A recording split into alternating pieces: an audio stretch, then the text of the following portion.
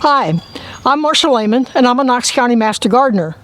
Today, we're going to be pruning a native honeysuckle, that is Lonicera sempervirens. And being a red one, it's a major wheeler. Now, this particular specimen is 10 to 12 years old. It was in another garden or home lawn several years ago, and then got moved about 4 years ago to this location at a new home. So it's been through a bit of a transition and was pampered during that movement from one house to another. But it's been here now 4 going on 5 years, and it has put on a fair amount of growth. The thing about the native honeysuckle is that it is a rapid grower. And so it really should get an annual pruning, particularly to thin it out. As you can see here, we have quite a mass of vines, and that's just its natural growth habit. In some places you can get away with that, but in East Tennessee, where we tend to have hot summers and particularly humid summers, it is not uncommon when it gets this thick to fall victim to powdery mildew. And the solution to that is increase the sunshine into the plant and the airflow through the plant, and we do that by thinning it out. We shot a video a couple years ago on the routine annual pruning of a native honeysuckle, which is actually done in late fall. But if you're doing a renovation pruning, you do that in late winter to early spring when there's very little green on it and you can see the overall structure. So here we are in February, and we're going to prune this native honeysuckle. Now, the way we start normally is to remove the 4 Ds, dead, diseased, damaged, dysfunctional. And sometimes there's a dead major vine, but we don't have that in this case. I would think that maybe over the next few years we would let a few new vines pop up and eventually take out one of these older, thicker vines at the base. But we want to make an assessment of the overall plant, and we'll do that in a moment. And sometimes it helps to actually tag with a piece of tape or a ribbon the one that you've cut, because we don't want to come out here and make our first cut at a tip and then have to follow it back into this. What we prefer to do is to come in and pick a connection point lower in the plant and then follow that up through and let that be the way that we thin out the plant. We'll pick one to take out. We'll take it out, we'll follow it as far as we can, hopefully all the way. If we can't get it all the way, what will happen is those tips will now be dead because they've been disconnected. And as the plant starts to green up in the spring, it'll be really obvious, and then you can get them out. The last comment I would make is that with vining plants, there are 2 major types. The native honeysuckle is what we call a twiner. The vine itself will wrap around whatever it can latch onto. So sometimes people plant it on a trellis. This one is on a post with one arm across the top. It might help to have a second or third horizontal arm. But twining plants, if they can't find a structure to twine around, they will twine around adjacent vines, which is what makes pruning harder. The other type are those that have tendrils, which is the little vegetative growth that never gets a flower and rarely even gets a leaf on the end of it. And it's the tendril that will wrap around. Those are easier to clean up, but that's not what a honeysuckle is. We have a PDF handout for you specifically about this renovation. It also refers to the routine pruning video that we shot a couple years ago. So I encourage you to look at that. I'm going to put the handout down and we're going to get to work. When we're renovating a younger plant, the actual recommendation is to come in and cut it off about 12 inches above the ground. With this specimen, it's an older plant. I hesitate to do that. We've got some vines here that are easily 2 inches in diameter.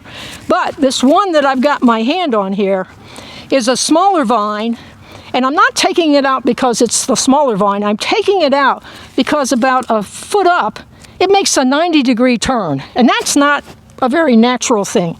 So that's actually more than I can do with my hand pruners. So in a typical renovation, we would come in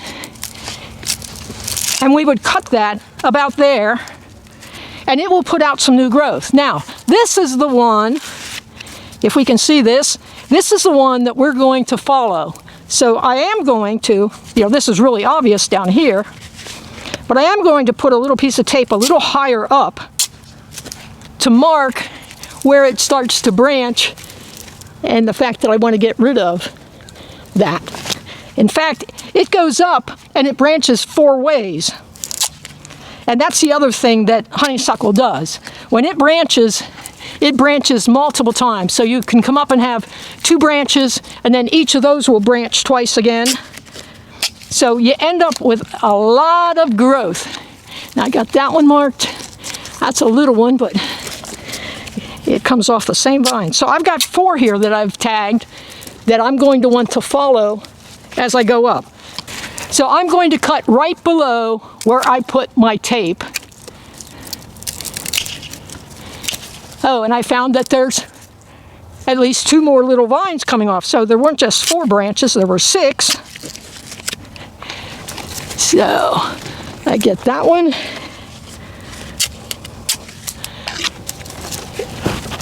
And that one. And I'll cut those. And so here I've got my first snip.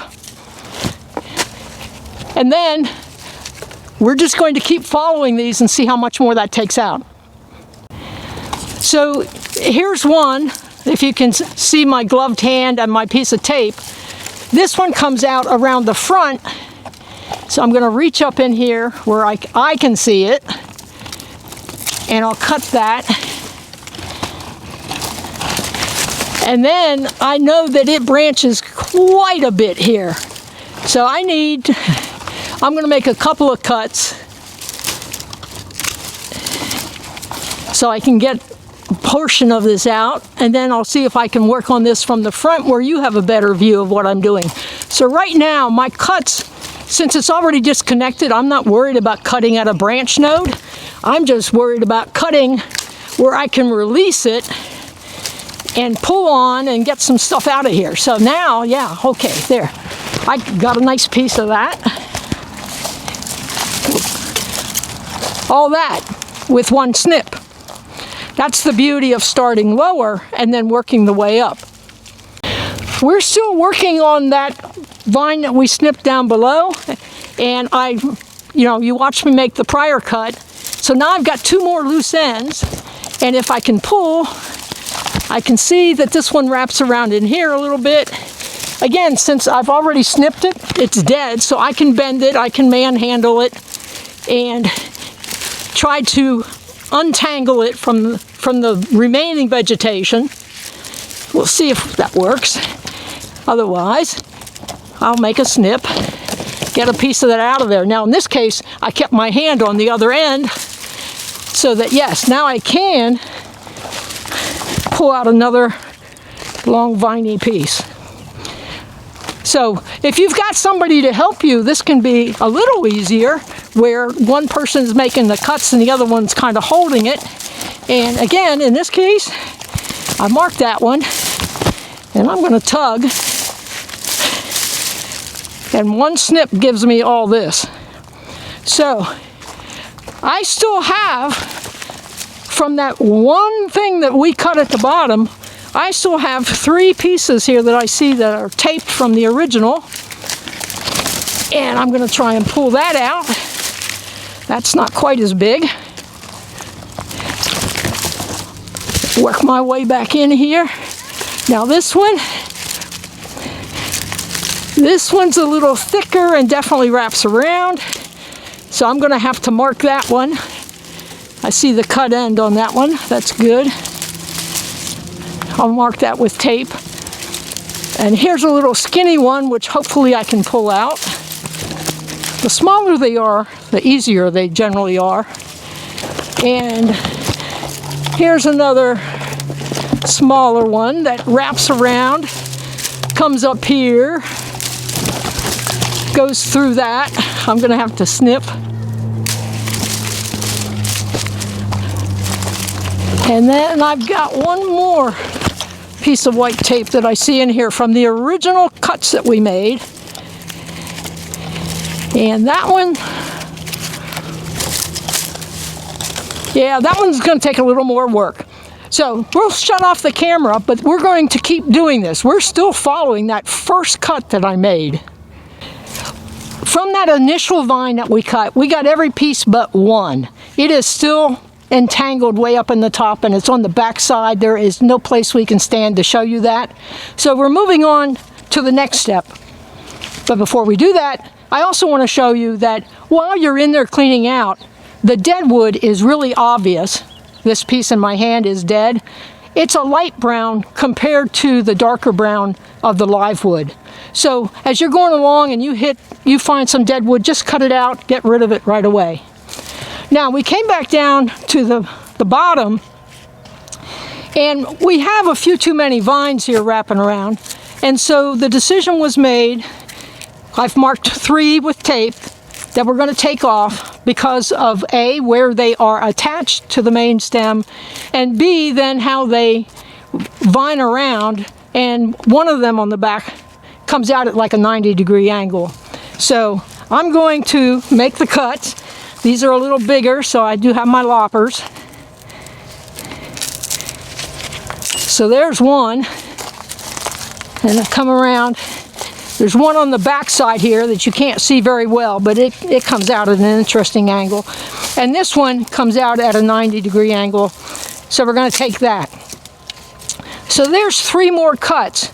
Now, not a major stem like the first one, but look at how this one wraps all around, comes back through, and keeps going. So we're going to do the same thing on these 3 cuts that we did on that first major cut. We're going to follow it up to where it branches, cut it, mark it so we don't lose track of it, and then keep on going. And in the process, that is going to significantly thin out the top of this shrub. We continued to thin out, and if you think back to what it looked like in the beginning, yeah, you might have been able to see me through the foliage, but I'm sure you can see more of me now, my orange arms. And as I mentioned, we took 1 vine off down low like you would in a normal renovation of a younger plant. And then we showed you, I think, 3 vines that we cut off of the major stem, tagged them, and then followed them. Now, if we can pan over here, you'll see our pile of debris. And while the pile may look tall, it's pretty airy because it's got lots of, the way that honeysuckle grows, that's not very compacted. But we just used really inexpensive white duct tape to mark the branches that we were cutting, because what honeysuckle does, I mentioned it branches a lot. So here's a classic example, if we can zoom in. This vine, this is not a major vine, this was a piece that we detached higher up, but it comes up and now there's 2 branches. Here's 2 more branches. Then we get here, there's 2 more branches. Then we get to this spot and 2 branches come off, and it twines around its own main stem, keeps going, branches again, twice, branches again, and that's what we encountered. So, you know, we started towards the bottom and worked our way up, and we'd get to a certain point and then we would just pull. Now, do I think that we left some dead stems in there? I absolutely know that we left some dead stems in there, but for a very good reason, because up on the horizontal arm is a bird's nest. So if a vine that we were trimming went up and under the bird's nest, we cut it on either side of the bird's nest, but we left it there. We did not want to disturb the bird's nest. So again, this is a renovation pruning of a 10 or 12-year-old honeysuckle, native honeysuckle. This is a little more drastic than what you would do in your annual pruning, but it's the same concept. Keep 3 or 4 major stems at the bottom, let a couple of new stems come up every year or so, and then take out an older stem. The goal is to keep it looking like a 5 or 6-year-old plant. But because it is such a rapid grower, it really does need an annual pruning, where you come in and you are thinning it out by picking a vine at some point for some reason. It's filling in, or it's what I like to call a moonshot, where it comes out and just leaps over the neighbor's fence.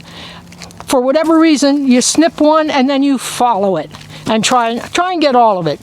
And as I say, I'm sure we left a couple of dead ends in here, but those will become obvious as it leaves out in the spring. And all these branches that we left will bloom this summer. So it's going to look just as gorgeous as before. It's just not as full, and in fact in the past it was too full and didn't get sufficient sunlight and airflow, and thereby contracted powdery mildew. Powdery mildew, you know, if you've got good sunlight into the shrub and good airflow, those spores will just keep on floating through and land in the neighbor's shrub. But if you let your plant get a little thick, well, then it gets trapped in there. So that's the renovation pruning of a native honeysuckle. I hope you learned something today, and we thank you for joining us.